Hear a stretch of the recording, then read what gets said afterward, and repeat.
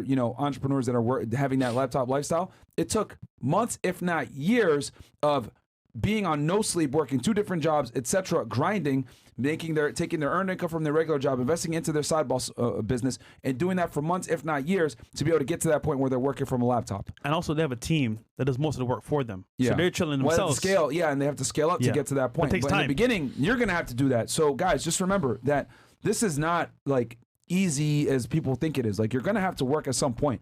So, of course, he's going to want to screen and make sure that you're serious about it. You have the funds to actually do it and be successful, because he doesn't want to take your money. You're pissed off and you leave a bad review. It's not worth it. It really isn't worth it. It's not. So we assess everyone's situation and make sure that we can actually help them. We're not trying to take their money and just, it's not how we're trying to do here. And guys, you might not be ready to sign up right now, and that's totally cool. Like, that's why we're doing this episode right now absolutely for free, so that you guys can go ahead and maybe 2-3 months from now, you'll have the money. You can come back to this and I remember last show, KT said himself, learn yourself for free what you can, and then when you're ready, hop into the program. Yeah. That's key, I think. Yeah. So. Yes, sir. All right. What do we got? Anybody else? We'll make $150K per month soon with my Delaware Amazon Prep Center. Even though I don't have an Amazon account, KT put the chat on to what a prep center is and why I picked Delaware. Ooh. I know we picked Delaware. Yeah, I know. I picked Delaware too. Yeah, 100%. Tell him. Go ahead. Yeah, so he picked Delaware as a prep center. What I'll talk about what a prep center is. Let's say you live in an apartment, like here, you're in an apartment. You don't have too much room to label and ship your products. You don't want to go to a UPS store.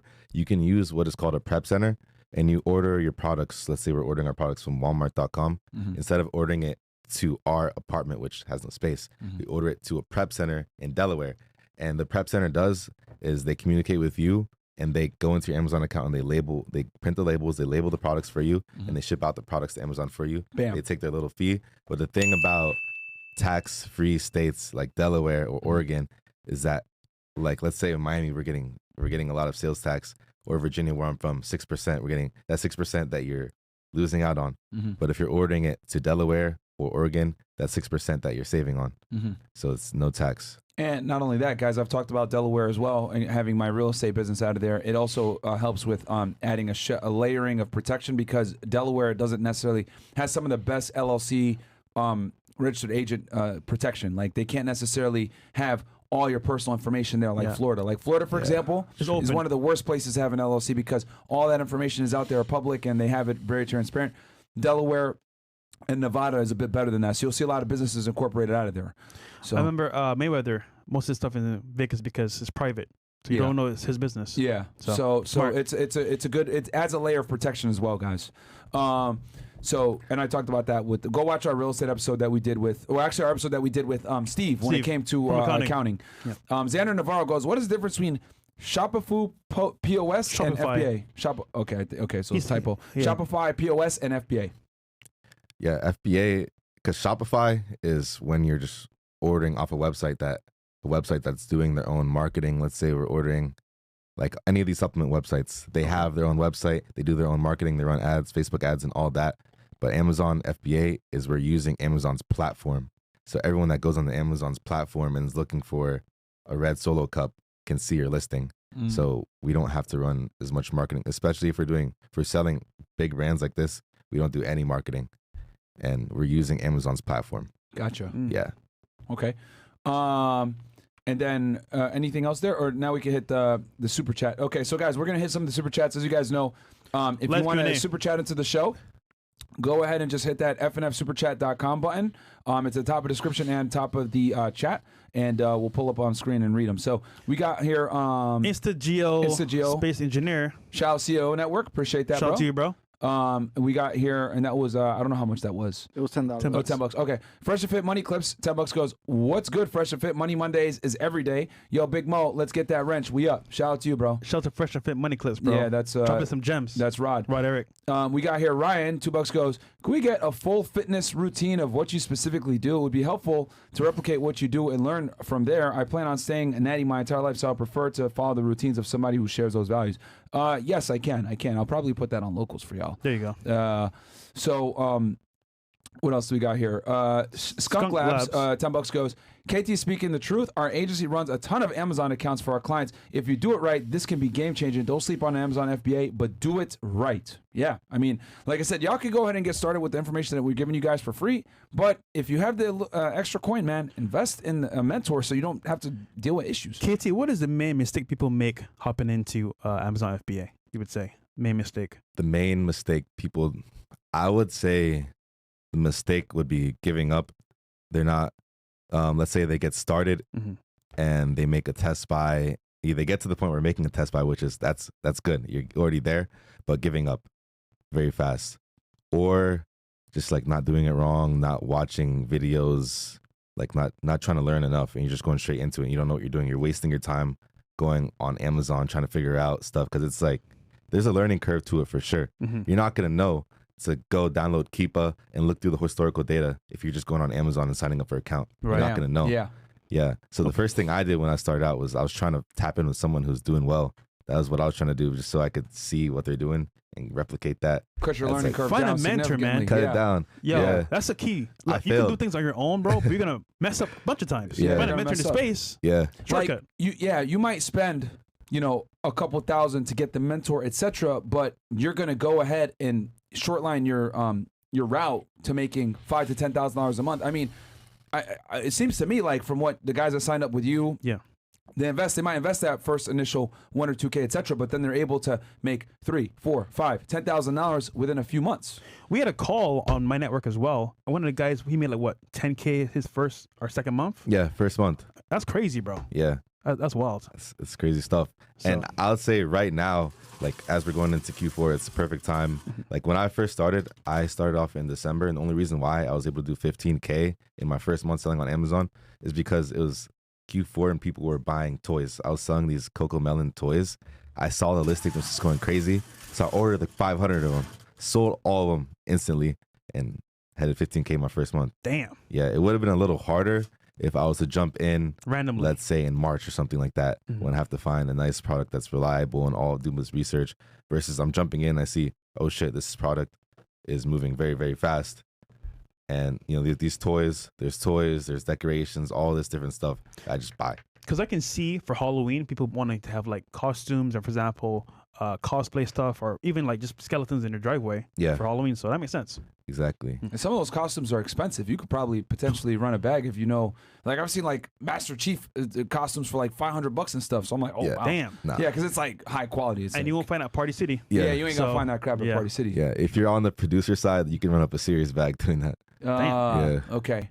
Cool. Okay. When you say producer side, what do you mean? What do you mean with that? No, I mean like on the other side of the cash register. Okay. Not the so consumer. you're the person selling the product versus you buying the product. Oh, gotcha. All right. What else do we got here? We got W has tipped $1. He said, currently launching my own brand on Amazon. How many private label products do you recommend I attempt to launch at one time? Currently have 2 products getting consistent sales but struggling to profit due to ad spend. I'd appreciate any suggestions. Yeah, so private label is when you launch your own brand using the Amazon platform, which I do not have. I do not have my own brand. I sell other brands that already built up their reputation and all that. Yeah, why reinvent the wheel? Yeah, it's good if you want to, like, more of a long-term play. Wholesale, what I do is kind of a quick way to build up a big business, and you can have a lot of cash flow. It's a very, very good business for a cash flow play. Gotcha. Private label is more of an equity play. You got to invest a lot of time, energy, creativity, ads, all of that. So he might be putting the cart before the horse here. You might want to build up, bro, and get your profit up to a sizable margin before you go into the own brand play. That would be the suggestion you give? It depends what he's trying to do. If he's trying to already launch his own brand that he sees going big time, then go in it. But if you're trying to make money, build a business that you can kind of build faster than a lot of other businesses and just make cash, that's wholesale what I do. He's doing OPB. Other people's brands. He can sell his brand eventually. So that's cool. All right. Shout out to all you. Yo, you guys are asking some pretty good questions, man. Like the video, guys. I mean, we're learning too. Yeah, honestly. I'm learning. I'm taking notes. Yeah. Guys, we got about 2.4K you guys watching on YouTube, and then another 3,000 or 4,000 of y'all on Rumble. So do me a favor, guys. Like the video on YouTube. If you guys don't mind, open up another tab. If you're watching us on Rumble, fantastic. Shout out to Rumble. Open up a tab on YouTube, though, and watch us there as well so that we can hit more reach, hit the algorithm a bit harder. Like the video over there. Let's get the engagement up really high. And I think we're also on Twitch, Facebook, Twitter, and all the other platforms as well, man. So I think between all the different platforms, we got almost 10,000 y'all watching, man. Yep. So, guys. On a holiday, by the way. On a holiday, it's Labor Day. way. No one's chilling. Yeah, everyone else is chilling. Having fun. But we're out here, grinding right now, teaching you guys some stuff. What do we got here? Yeah, someone's saying you sound like Morgan Freeman. What the heck? W donated $1. No, we got that one. Should be further up. Yeah. Shout out to you donated. Shayamba. To W. We got here Shayamba, and shout out to Bills on the back, man. Guys, we've been working a lot on trying to get y'all increase the quality of the show, bring these things back up. I love that. He can bring it back up now. Yeah, he can bring it back up, man. Shout out to Bills, bro. Shout out to Bills making things happen, man. Behind the scenes, you know what I mean? So that we can go ahead and give y'all a high quality show. Chat running on the side, leaderboard on the side, on the bottom. Go back to that guy that had it before. Yeah, we just got a new donation. That's all. Oh, okay. That's why it came up. I use a virtual credit card, DV, Mercury, and so on. Some vendors appear to prefer bank pull up transfers. that Shayamba again, bro. Yeah, it's coming up. I attempted to avoid this by using something like PayPal, but putting my credit card information in the app doesn't really work. Help. Yes. So some vendors, some suppliers prefer a wire transfer, and you just got to work with that. I have vendors that they prefer wire transfer because, credit card, you're getting a fee. They have to take a hit on a fee, so they say send me a wire. But you can also kind of, the more cool you get with them, you can tell them hey, can I make this transaction with my credit card? And a lot of them say yeah. Okay, but they prefer bank transfers. Yeah. Some prefer bank transfers. Some say, yeah. That makes sense. All right, and then Johnny Ecom says, "Yo, KT, me and my boy want to start a Shopify store and do paid ads over TikTok with AliExpress as our supplier. Do you agree with this method, or only Amazon? If not, only AliExpress. Any other suggestions? Thanks." So people are successful with Shopify. A ton of people are successful with Shopify. For me, I know Amazon. I'm successful in Amazon, and that's what I teach. That's what I do. So, it's whatever you want to do. You can dive into whatever you want and be successful. You just got to do a lot of research into what you're getting into. But my thing is Amazon for sure. Got it. Alex says, how do you know your exact profit from every SKU? Yeah, so I use a software that shows me. So there's a software called AZ Insight that I use, and it shows the estimated sales of every product that I'm clicking on. And then I can put in my buy cost in there. Let's say I got a product for $6. I can see how much money I'm going to be making. I can see my profit. I can see my return on investment, profit margin. So before I go buy a product, I go and check the AZ Insight, which is, in the page. So you're saying don't just go buy anything randomly. Do research first, then go buy it after the fact with the apps and stuff. Yeah, exactly. You want to put your buy cost in, see if you're profitable. I love when I'm putting my buy cost in and I see 60% ROI. It's time to go. Pulling the trigger. Okay. Credit card out. Noah 9K says, got my respect for Myron and Fresh. I'm 19 and y'all done turned me into a respectable man. Had to cut everyone off for the places I'm going to go. If y'all tour and do live shows, hit up Charlotte for sure. Yeah, bro. We definitely will if we can soon do some more live shows. Dave Cook says, how do you go about buying your first large purchase in a product? I remember looking at some skincare on Walmart with ROI of $8 for what is sold on Amazon. However, they would only allow 20 limit order at a time. How do you buy 100 units? So these stores are updating what they do constantly. But back when I used to purchase at Walmart, I would purchase from Walmart a lot. I would just make the max order. I would order products that you can order 10 of it. Mm-hmm. Then I'll go and I'll make another order right after, a few minutes after. And I'll just keep going until I'm at 100. So you're saying buy the max one time, don't wait. Yeah. Buy the max and then just keep buying the max. Keep making new orders. What if you made a whole nother account? Would that be considered Yeah, people do that too. There's ways, new account, VPNs. There's a whole bunch of different ways people go about VPNs. Going around these websites. Damn. Yeah, because I know, from my experience, I remember I was buying a lot from Best Buy. I was running it up from Best Buy, and they caught on to me and they banned my account. Wow. But I could have. Oh, there you go. That's the example I gave before. They're buying too much from a thing that they kind of catch on that you're a reseller. Yeah, they banned me. But they caught you, ass nigga. Okay. Who's next? What do we got here? Y'all got some good questions, man. Majumbo Jones. Majumbo Jones goes $1. Myron, there's a property that's for sale at $240K. It's gutted, but I ran it could sell for $350K. I renovated. Okay, should I? FNF really helped me get these hoes. Okay, so one more time. There's a property for sale, 240K. It's gutted, but I can renovate it, easily sell for 350K. Should I? It depends on your tolerance, bro, because you're gonna renovate it. It's gonna be vacant for months, maybe if not a year. Do you have the tolerance where you can go ahead and invest that money to renovate it and not necessarily get cash flow? So it really comes down to how much capital you have and how long you can go without making money on it. If you are to have a hard money loan on it, that's going to suck because you're going to be paying a high interest back to that lender unless that lender is really favorable to you and he's saying, hey, I'll defer the payment for a few months. But a lot of times they want their money immediately. So it comes down to how long can you tolerate not getting cash flow for the house? How fast can you do the renovation yourself? Those are all the things. Like any deal can work, assuming you make the numbers work. But I don't necessarily know those factors. And what market are you buying it in? Are you buying it in a South Florida where the market's hot and it might be worth tolerating that crap?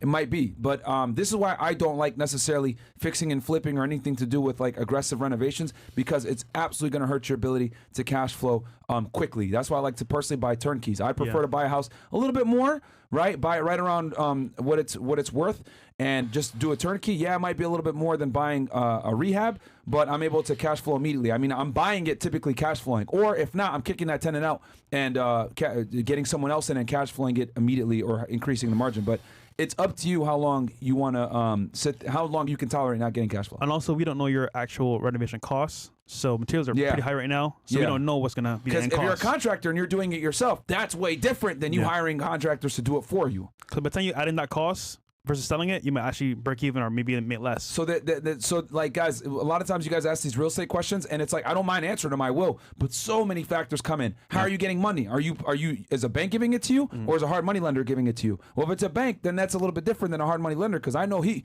Yeah, come on, man. We know who's behind those, and you know what the interest rate is going to be on those, man. Yeah. So you know what I mean? You're gonna have to pay the piper a pretty penny if you're gonna take a hard money loan. So it really comes down to you.